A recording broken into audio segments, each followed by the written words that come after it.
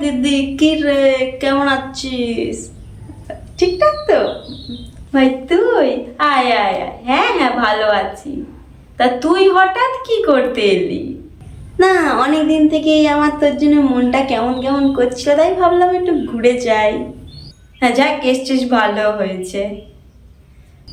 না, যেহেতু জুয়াতে হেরে গেছি তো, তাই তোর বাড়িতে সোনা চুরি করতে এসেছি। তা কিছু বললি তুই?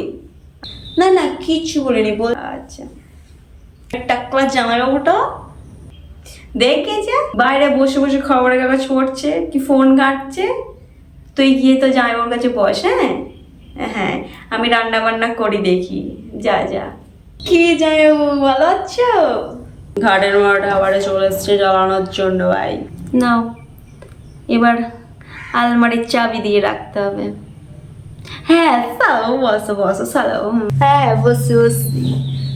তা তোমার বাড়িতে কি দুটো জায়গা ছিল না? না দুমুঠো খাবার জুটতো না, তুমি আমাদের বাড়ি চলে এসছো। না, তুমি বসো বসো, তোমার দিদি দেখে কি রান্না করছে দেখে আসি।